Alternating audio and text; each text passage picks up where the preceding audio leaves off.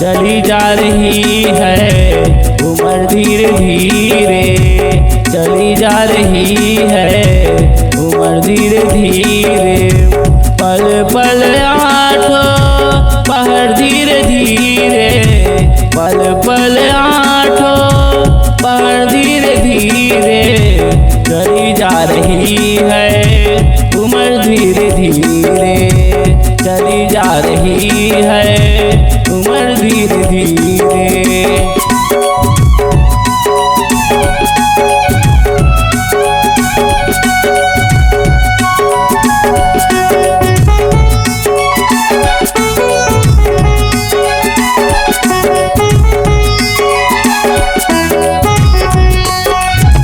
बचपन भी जाए जवानी भी जाए, बचपन भी जाए जवानी भी जाए। बुढ़ापे का होगा असर धीरे धीरे, बुढ़ापे का होगा असर धीरे धीरे। पल पल आठों पहर धीरे धीरे, पल पल आठों पहर धीरे धीरे। चली जा रही है उम्र धीरे धीरे, चली जा रही है उम्र धीरे धीरे।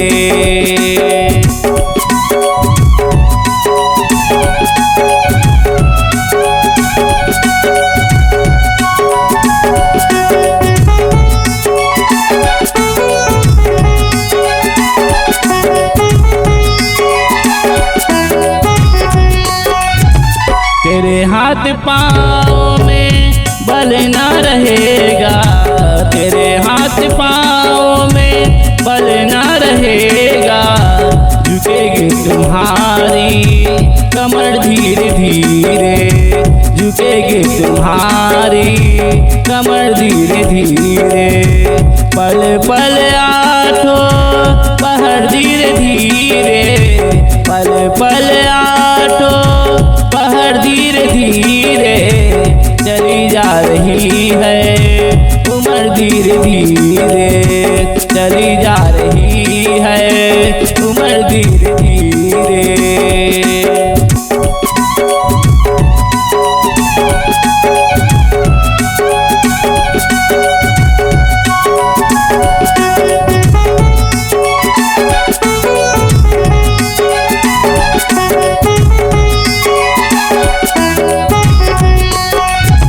शिथिल अंग होंगे एक दिन तुम्हारे, शिथिल अंग होंगे एक दिन तुम्हारे।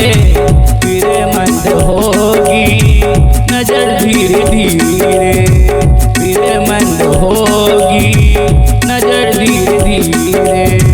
पल पल आठों पहर धीरे धीरे, पल पल आठों पहर धीरे धीरे। चली जा रही है उम्र धीरे धीरे, चली जा रही है उम्र धीरे धीरे।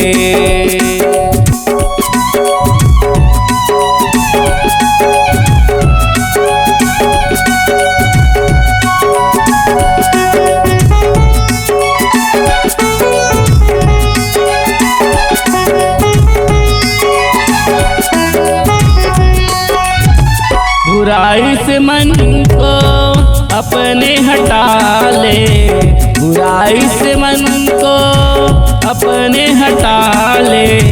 सुधर जाए तेरा जीवन धीरे धीरे, सुधर जाए तेरा जीवन धीरे धीरे। पल पल आठों पहर धीरे धीरे, पल पल आठों पहर धीरे धीरे। चली जा रही है उम्र धीरे धीरे, चली जा रही है उम्र धीरे धीरे।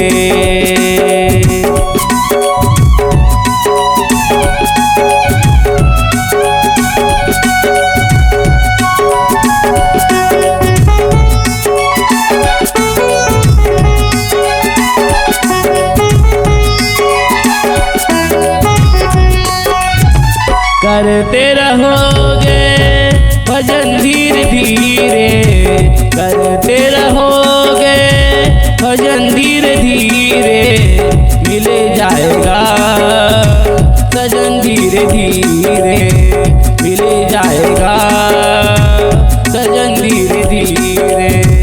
पल पल आठो पहाड़ धीरे धीरे, पल पल आठो पहाड़ धीरे धीरे, चली जा रही है उम्र धीरे धीरे, चली जा रही है उम्र धीरे धीरे, चली जा रही है उम्र धीरे धीरे, चली जा रही है उम्र धीरे धीरे, चली जा रही है उम्र धीरे धीरे।